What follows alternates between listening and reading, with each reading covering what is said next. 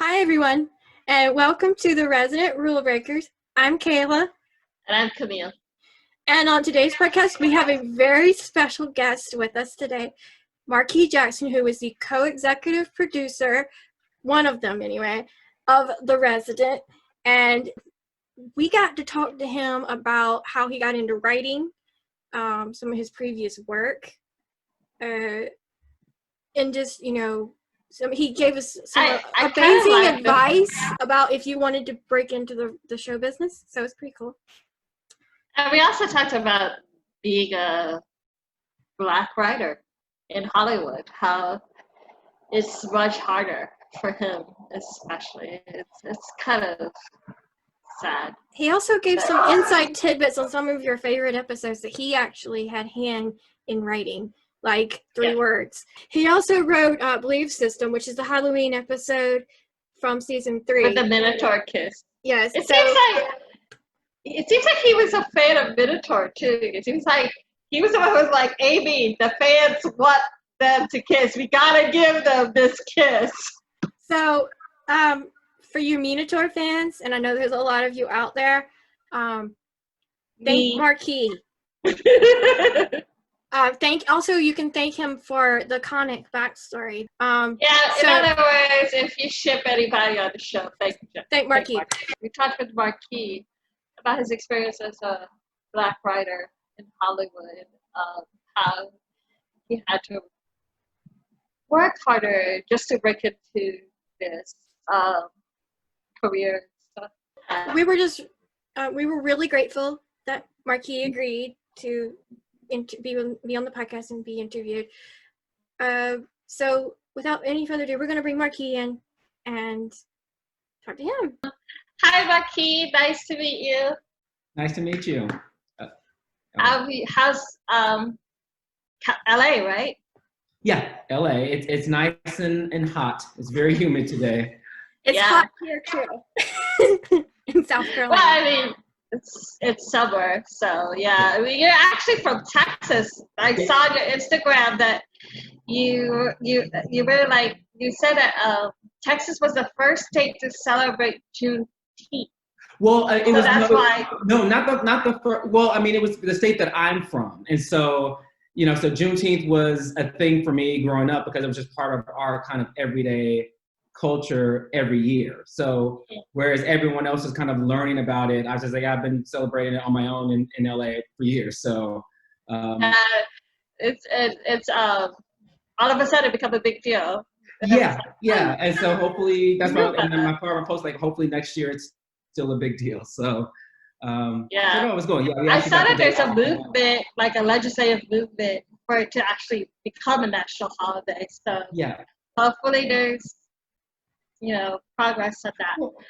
And like I said, hopefully it's universally recognized because every national holiday is not always recognized. So that's the other thing too. So okay, so tell us about yourself. We just said that you're from Texas, but yes, tell us about yourself. Like, how did you get started as a writer?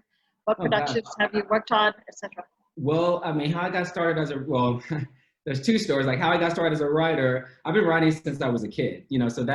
So kind of going into TV writing was just kind of a natural kind of, progression for me. I started watching, 1950s sitcoms when I was like in the 3rd grade and then started writing and creating my own TV shows based on their shows. And then I started writing short stories. And then technically I wrote my first script in the 8th grade. It was my favorite show at the time was A Different World. It was the year they broke up Dwayne and Whitley, and I was hot. I was like, who the writers think they are? He made a mistake. So I wrote 5 episodes in notebook, paper, and pencil, putting Dwayne and Whitley back together because I felt like someone needed to be done. So, and then I created my own episodes for season 6. I created episodes for season 7. A Different World didn't even go to season 7. Then I went back to season 5 and created episodes that incorporated the original 5 episodes I wrote. So, needless to say, TV writing, before I even, I realized it was something that people did for a living. But it wasn't until I was much older that I realized that was something that I could do. There was still this disconnect. But to the question of, but then when I moved out here, out of grad school, I got a job as a PA on a UPN sitcom called Half and Half. And so I spent, 6 years or so just kind of moving from show to show as an assistant, trying to get on a show that lasted longer than 2 seconds so that I could kind of move my way up as an assistant to get a freelance. But how I kind of broke in professionally, I got into the Disney Writing Fellowship. And so that's how I broke in professionally as a writer. So it was kind of one of those things where I had a plan, but then the original plan didn't pan out. So then I had to kind of shift the plan. And that's one of the things I always kind of tell, young writers or anyone who wants to do anything in business that, have a plan. And if you don't have a plan, then the plan should be to get a plan, but that plan should be fluid. And if you're really bold with it, you should have multiple plans going at the same time because you never know what's going to work. Yeah, have like plan A, plan B, plan C. No, you do. And when I got into the Disney Fellowship, that was plan A, but I had a plan B. And then, and plans A and B converged, and I got an agent and a manager out of my plan B, and it all just kind of worked well for me that year. So, but that's how I kind of broke in professionally and how I kind of got into writing to begin with. So what was the hiring process to get the Resident? On the Resident, the showrunner Todd Harthan, I worked with him on Rosewood for a couple of years. That Morris Chestnut, he was the lead on that show. And so Todd and I just kind of stayed in touch over like that year in between, and he knew I was available, and he knew they were going to be needing writers. So for him, it was a no-brainer. For me, it's like, working with Todd would be great. I really dig the show. So it was just a matter of like Amy reading a sample of mine, and then I sat down and had a meeting with her, and then she was like, "Yes, come on board. We'd love to have you." So yeah, so it was very quick. Yeah, but so this is actually not your first medical. Story. No, Rosewood technically, even though it was forensic pathology, was a medical show. It was just medicine after the person has died. But I cut my teeth on medical shows working on House. I was a huge House fan when I was a teenager. Nice. I've never seen House. I've heard it. You've never seen House? I've never seen it. What are you doing with your spare time that you're not watching the show? I don't understand. Like, what's happening right now? So I'm a Star Trek fan, so I've been watching a lot of the Star Trek shows. Yeah, your assignment is to start watching House. It's an amazing show. It really is. And so it was a pleasure to work on that show. I worked on it early in my career, and I learned so much about writing and then medical writing, and skills that I use on the Resident every day. So it was a great experience for me. Okay, well, before we jump into further on the writing process, you actually just became a co-executive producer. Yeah, last year. Yeah. As a Resident. Congratulations on that. Thank you. Yeah. Can you expand on what is a co-executive producer? Yeah, because when you're on staff, think of it like there's like 8 levels. So think like freshman in high school to senior in college. So the part where I'm at now, I'm like a junior in college. So it's like I'm at level 7 of 8. And when you're almost there. Almost there. And what you kind of do as a co-EP and as a supervising producer too, I did first season of The Resident. Sometimes it's a lot of mentorship of younger writers, and like they'll pair you a lot with kind of like lower level writers, and it's you kind of guiding them on the process of how to do TV writing, how to make deadlines, how to come up with solutions, because a lot of what we do is finding solutions, to problems that are that are in the story, addressing a note that your showrunner or creator might have, the studio network might have. So it's a lot of teaching and instruction, but it's also being kind of like a bench, on the starting lineup for your showrunner or your creator, that they need a script rewritten, or if they need notes on something, that you can handle that. And really it's a lot of supporting, the people that create the show and run the show day to day, and also kind of supporting the lower level staff too, and assistants. A lot of it is like mentoring assistants too, that you want to hopefully build up to be on staff one day. So you're kind of a really, high-end utility player on the staff. What is your writing process? What inspiration do you draw from when you begin writing an episode? It can come from different places. Well, sometimes you inherit certain stories, you know what I mean? So that might not necessarily be, like, for example, like to answer your other question, like what was one of my favorite episodes that I've done, like the Halloween episode from last year. I was handed Raptor and Mina travel to a small town. Now, what they did in that small town, why they were going to that small town, that was up for me to kind of to figure out. But that was just kind of like, okay, well, what would I want them to do? Why? Well, we want to thank you for the rap, for the kiss. Oh yeah. I was just like, they're going to the small town. I want to see these two kids come. Like, and I was like, Amy, America's waiting to see these two kids, even if it's not real. Let's give them what they want. And so I she remember went watching that episode and going, what? Yeah, I kind of promo, and I like screenshotted the promo, like, wait, did this just happen? Did this just happen? Yeah, but in terms of like your question, it depends. Like sometimes, you know, there's like a story that I'll read, an article that I'll read that I think is really cool, and I want to tell that story. Other times, there's like an issue that I think is really important, and I attach that way. Other times, you know, I'll get handed a story like, all right, well, what would be fun about them traveling together and why? So I just start asking myself a series of questions. Like, for example, for Minator Raptors, like, yeah, they could just be going anywhere, but why? So I was like, well, what if it's a conference that she's going to, that she is at a point in her career where she's giving conferences? And if she's at that point, that means she's getting further down the ranks, which means that she and Rapper can be together because she won't be his mentee anymore. And so having that discussion about what would that mean and what did that trajectory look like? And so that all came from, why are they in this car together going through this small town? So you also were part of the hospital, the whole like revelation of Red Rock ruining that small hospital.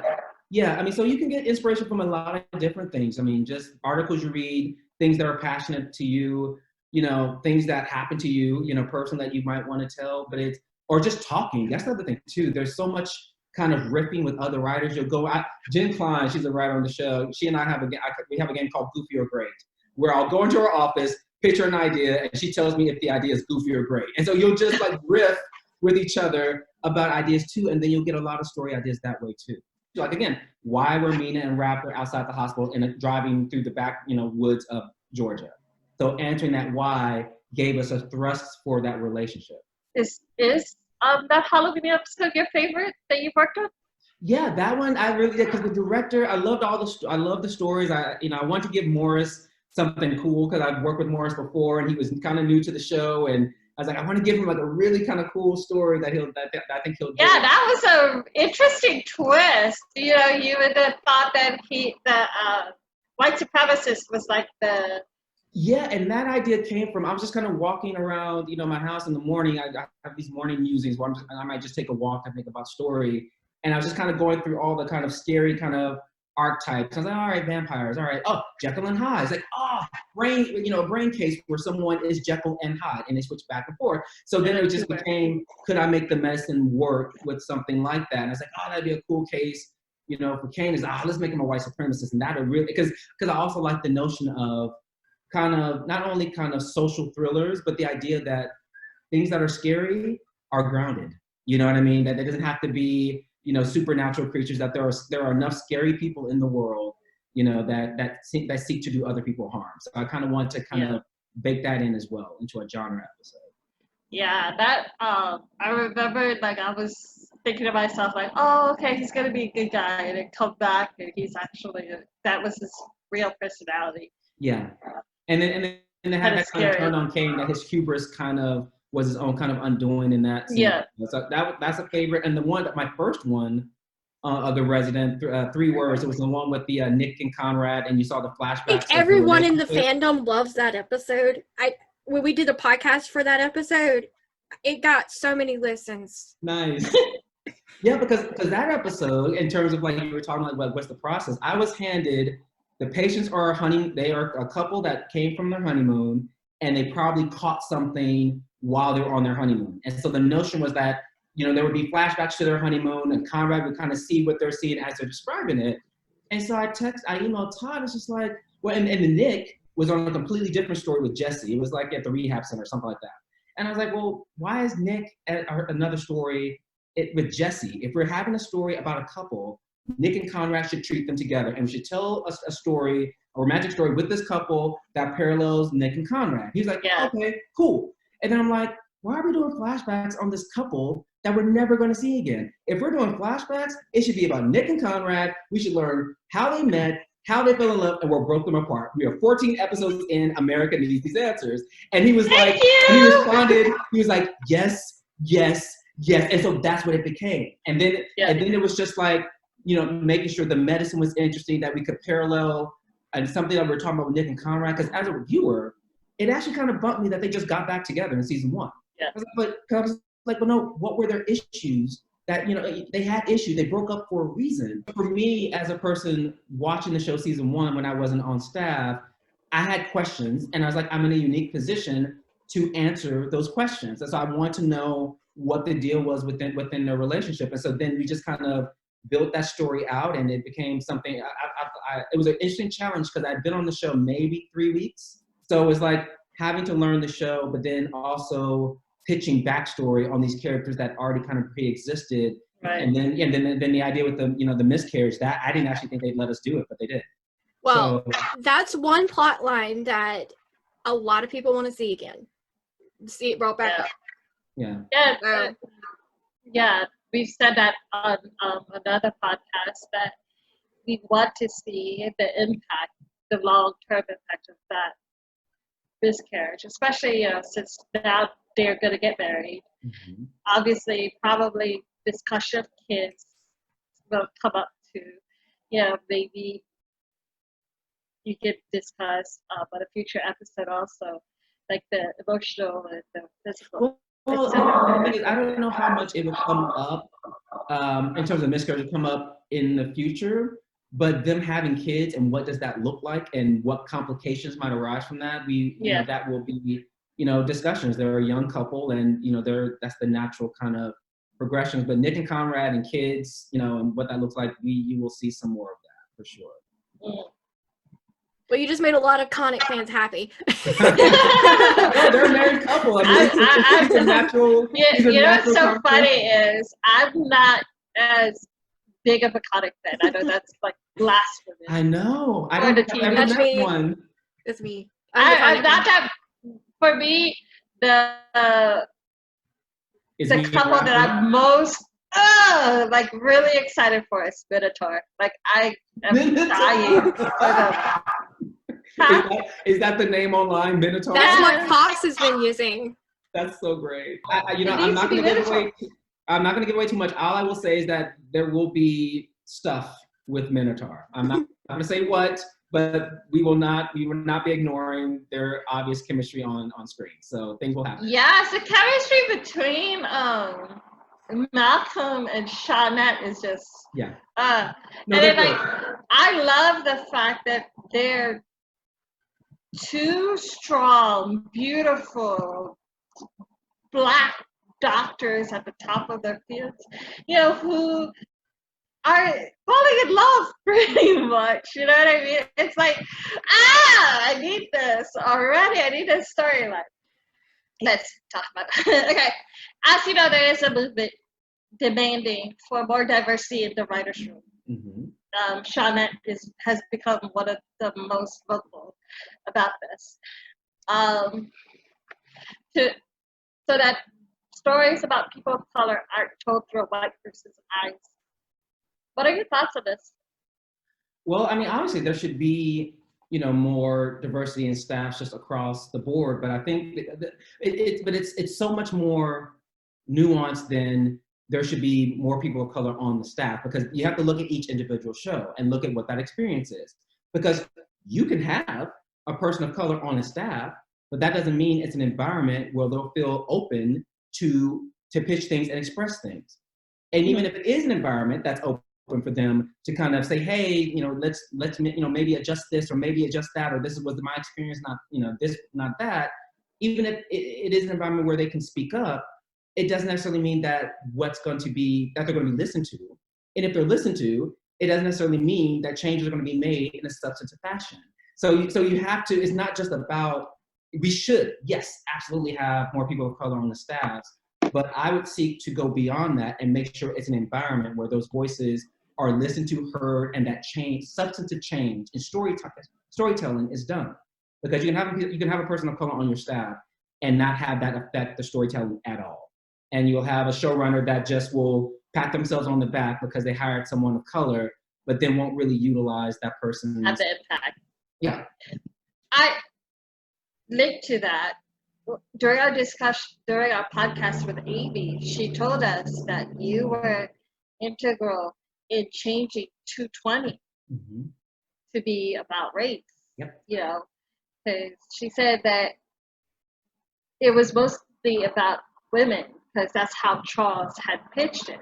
But you were the one who was like, look, there's a huge disparity for Black women. You can't make this story not be about race. No, and the reason why, and she brought the conversation up to me because because this is how the conversation came about. Because she wanted to tell the story about Charles Johnson and his wife, and then she cast the couple in the show as an African American couple. And what I said to Amy is like, Amy, if you cast them as a Black couple, it is automatically a racial issue. And for you to not deal with that, that's disingenuous to the story you're trying to tell, and disingenuous to Devin, who is a person of color, who would see what's going on. And for him to not mention it at all, I didn't think was realistic. And so that's the point I was making. It's like, if you're gonna make them a Black couple, it's automatically a racial issue because what happened to Kira Johnson was because of her race. And so we have to deal with that. And it's like, and it's not about, and I think her initial concern is like, well, I don't want to preach or get a soapbox. Like, well, it's not about that. There are efficient ways to talk about what happened without, I'm preaching. And then too, I was like, well, we talk about other issues all the time in terms of healthcare and inadequacies. So that was the point I was making. It's like, if you're casting them as Black, which they were, it's automatically a racial issue. It just automatically is. So, and I told you. You said that Charles didn't pitch it as a race stuff. No, but intrinsically, well, I wasn't in the room when he pitched it to her. Mm-hmm. But intrinsically, if you read his story and learn about what had happened to his wife, you are going to see it through the lens of race. Oh yes. You know what I mean? And not because of what was said to her and what was done to her, that it was through the lens of race. And yes, there's an issue of maternal mortalities across the board for all women, but Black women are disproportionately affected. So I was like, if you're casting her as a Black woman, then let's talk about that. Let's not stray away from that, because this show is uniquely positioned to talk about these things in this way. And the episode that storyline came out extremely well. And I thought Manish and everyone, all of our actors, the direction, they did a phenomenal job. And I think it had the impact that it did because we weren't afraid to talk about it and to shine a light on the thing that was obviously there. And from my perspective, like, well, race is right. It's right there. It's right there on the surface. Talk about it. You know what I mean? And to their credit, the powers that be, they talked about it, and then we mentioned it, and then it became. Yeah, I was telling Amy, I was like, I can't imagine that storyline not being anything but. It still holds a lot of impact to the fans now. Like, if you ask them, most of the fans, what's their favorite episode? 220 is top of the list. Yeah. And I've had women. I mean, it's the top of my list. It's my favorite episode. Women that, like maybe 6-7 months ago, I was at church, and there was a lady she was pregnant. She's like, I love that episode. And she's like, and in part because of that episode, she's like, her birthing plan, it was completely different. She was like, I know my rights. I know what's going to happen. I want this person to do this, that person to do that. She was ready and prepared. She was not going to be, a victim. And so those stories resonate with people because it happens to real people. And when it does, we have to be authentic to that experience and to give the people that things happen to a voice. Yeah. That's why when we did because when we were already doing the podcast when that episode was going to air, we interviewed Camille, who played the father in that episode. I love him. He's amazing. Camille's so great. He's a really great dude. And then we did a whole nother podcast on the episode. So we did 2 podcasts on one episode. Nice. And we made it a point to say, look, this is a problem. How do we get to the point where we fix it? And as both of us being women, it really hit home. But is Black Lives Matter going to be explored in season 4? Not really. There's one story that's coming up. It's early days in that episode that there's a case that will lightly touch on the protest, but it won't intrinsically be about Black Lives Matter. At least not right now. COVID-19 in spades. We'll definitely address that, but not the Black Lives Matter. do you find it actually more difficult as a person of color to break in than per se your white counterparts? Absolutely. I mean, and it's difficult to break in. It's difficult to stay in, you know, because it's so funny because it goes back to to what I was saying in terms of, you know, staffing.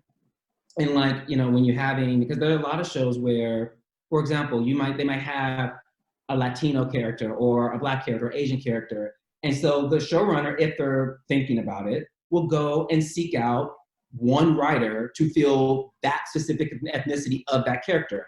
And that's it. They won't think to like, I should just have a diverse staff because, you know, I should just have a diverse staff. And so, Right. and so in a lot of times, especially when I was starting out, you were considered the diversity hire. So it wasn't that because the diversity, because a lot of the networks and studios had diversity programs where you would get breakage for a person of color. So that essentially that writer would be free to the show. But often what would happen is that when that writer moved up a level and the show had to pay for them, sometimes the show would just fire that writer and then just hire a new person of color because they were free, because they didn't want to pay the level 2 rate. And so Right. then you get into that bubble. So the first 3 years of my career, I got stuck as staff writer because I was only seen as the diversity writer, and the diversity slot is only at the entry level. And So it you're didn't like, matter how many episodes I didn't matter what my experience was. I was a Black person that they could get for free, and so that's, you know what I mean. So it is difficult because like you're seen sometimes as, you know, in those early years, especially as a box that could check versus what you can do on the page, versus just hire me just because I can write.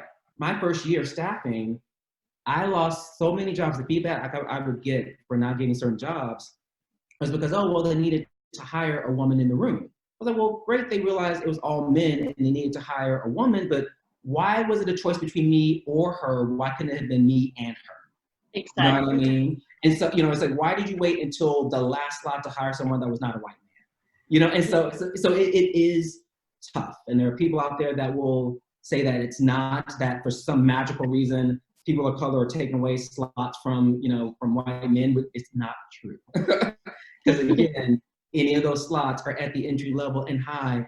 They should be looking to add diversity to their slot, and not just the one slot, but to make the staff truly diverse, you know, and not pat themselves on the back for hiring one person of color. But I think they should be, you know, showrunners should be aware of race as they're building their staffs, and gender, and, you know, sexual orientation on all experiences, to make sure that it's a diverse kind of staff all around. And then once you're on the staff, if you're the only person of color, especially if you're just starting out, it's like, how do you chime in when things, you know, are inappropriate, when things are kind of racially insensitive or offensive? And like, so then that's a whole nother part of the business and the game that you have to learn how to play in terms of how to bring these things up. Because when you do, the first thing that comes out of their mouth is like, oh, you're being sensitive. Or, you know, that's not really what we mean. And so your opinion is automatically disqualified because of the color of the skin that's coming out. You know what I mean? So that's a whole nother perspective that you have to lean into and just get to the point where it's like, listen, I'm going to say what needs to be said, take it or not. But it's like, I'm on this staff for a reason, and it's my responsibility as a person of color to say these things and to call things out when things are not right. And that's just our responsibility to do. And we have to find and own that voice no matter what their environment is. And that's tough. And sometimes, you know, that's tough to do. And it takes a while to figure out how to say that, because the other thing, the minute you open your mouth, people get defensive because they assume you're calling them racist. Like, no, I'm not calling you racist. I'm just saying this particular thing is not accurate or it's insensitive. Can we change it this way, this way, this way? No one's saying that you're a horrible person, but this particular thing in line or, you know, characterization should shift if you really want to be responsible storytellers. What advice would you give someone trying to break into the industry? Ooh. Specifically in writing? Mm-hmm. Yeah, well, there's a couple of things. The first piece of advice is going to sound very harsh, but it's very true. It's like, if you don't want it, stay where you are. Meaning, I used to say this at the panels. It's like, listen, you have to want it. You have to be willing to put in the work. If you're not, stay in Ohio, Indiana, or Maryland, wherever you're from, stay where you are because you're taking up a slot. There are too many people out here that want to work in entertainment, that want to be writers, for you to just be seen if it's something you want to do. You need to me, if you're going to pursue it with all your heart and pursue it with integrity, because it's tough, and even at best, even people that have had the smoothest of experiences, relatively speaking, it's still hard. So you have to want to do it. I would say, and a lot of it, a good portion of advice is not about the craft at all. It's about how to sustain yourself while you're pursuing the business. So want it, do the work, put in the time, find a tribe. Do not try to do this alone. Find peers that can walk alongside you as you're kind of going through this, because it is mentally tough as well. You know, writing is a very kind of vulnerable experience, and as you're trying to figure out the craft, you're going to write things that are not good. You know, and you're going to start to doubt, you know, should I be doing this? Am I ever going to get over this hump? Am I ever going to write something that's going to pop? And so the mental mind game just within yourself, to have the confidence to continue to get better, to continue to learn, to continue to believe in yourself, that's tough. And it's easier when you have people that can pull you off the ledge when you find yourself there. I would say, like, again, study, read books, podcasts about writing, study shows, whatever your favorite show is, study the structure of that show, study the voice of that show, because when you get stabbed, you're going to have to learn how to mimic the structure, the style, and the voice of that show. And the sooner you learn how to do that, you know, the better.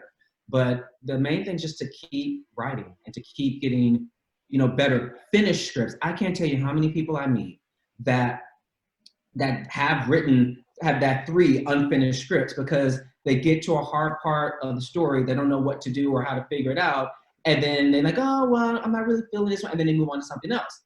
Well, eventually, yeah, you'll move through the initial excitement of this idea and what it could be, but you're going to find yourself at that place, because the process is going to require you to dig deep to get over the next hump. So that's the other thing, to finish your scripts.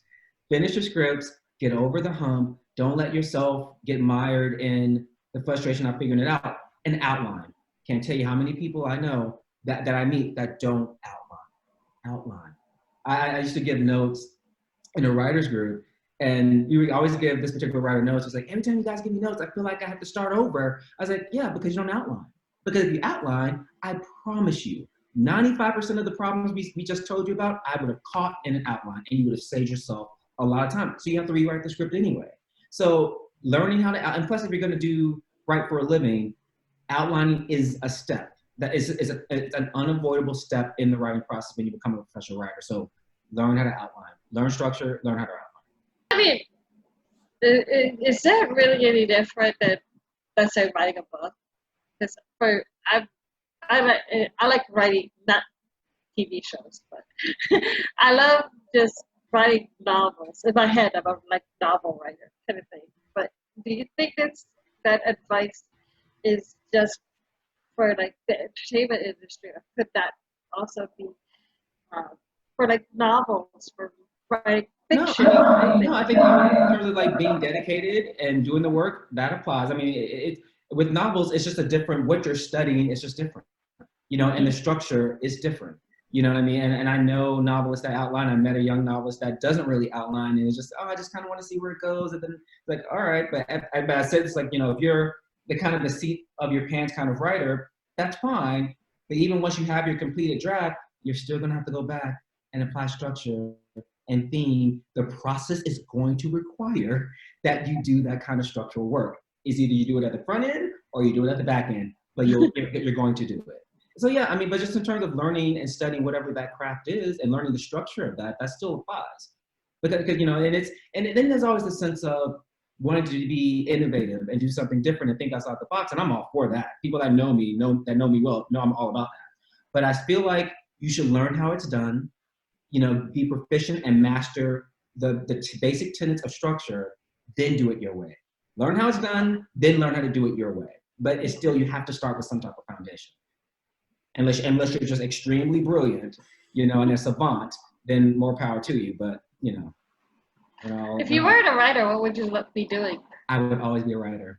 You know, I mean, that's what I would always I would always be a writer. I would always be a storyteller in some shape, form, or fashion. You know, I could not imagine doing anything So else. this is like it for and, you. and being happy.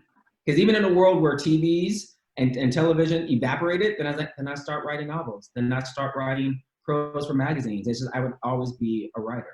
Again, I was the kid who was writing scripts in notebook, paper, and pencil. So, but good luck on season 4. Thank you. Keep writing. We're looking forward to it very much. Thank you so much. Yeah, Nice thank you for guys. joining us, and good luck on season 4. Thank you so much. I can't wait to see it. I can't wait to see it. I know that with coronavirus and stuff, everything is fluid, but it's like anticipation is killer. Yeah. Well, think January. It's gonna be a while.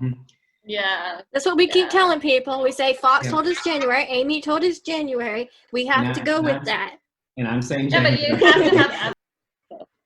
All right, guys. Thank you so much. You're welcome. Bye. Bye. We want to thank Marqui for agreeing to be on the podcast today. Such a wonderful interview. And just if you have any comments or questions or anything like that, leave us some comments in the comment section. Did you get any surprises? Were you surprised by anything? That he was the one that pushed for the Minator kiss. I was just like, because that wasn't something that they were, I know it was a dream and everything, but, even as a dream, it was like, that's really on my screen right now. I actually did take a screen. You know how they did the promo? I actually screenshotted it and posted it on Instagram. It got the most comments and likes everywhere. Because everyone was like, it's a dream! It's gotta be a dream! And Rebecca was like, I don't know what you guys are talking about. But for me, I like the fact that he's been doing this since he was a kid. I mean, he's just like us. Next week, we are going to be discussing our wishes for season 4, plot lines, certain things for certain characters. So we just have a lot to discuss next week. And we're very excited to get to do this podcast because it's been on my mind since we restarted recording weekly podcasts. That was like the one podcast I was like, I want to talk about season 4. And when we finally got renewal, we couldn't confirm or anything until we got renewal. So look forward to that. The next week, on the last week of July, we're going to be discussing Comrades in Arms, which it's part of our episode discussion thing. We're going back and watching doing a rewatch because a lot of people they're like, I forgot what happened here. So it's to help us and to help y'all go, and it helps connect the dots. It really does. Yeah, this is when June comes in. Mm-hmm. Yeah. We get to explore a little bit. And so, before we go, the Patreon account, which we started back in May? We still have no patrons. So, because of that, we started it because the podcast began growing faster than we thought it would. We need your help to help us get new equipment and better things to help it keep growing and keep running. Hey, if you want Matt to be interviewed, trust me, he's not cheap.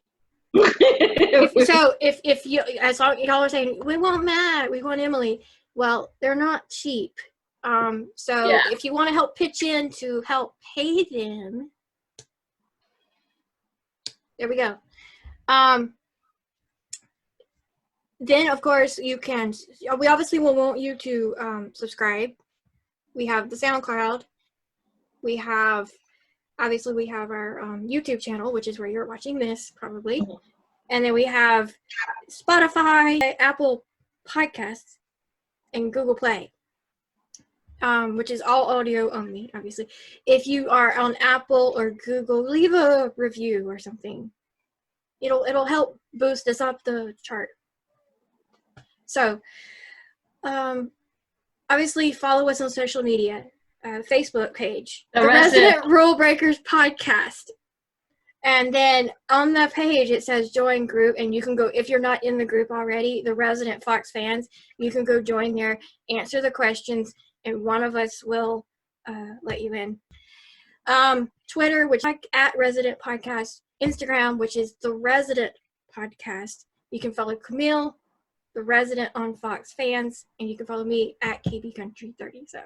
Thank you guys for listening, and we will talk to you next week. My name is Kayla. I'm Camille. Bye. Bye.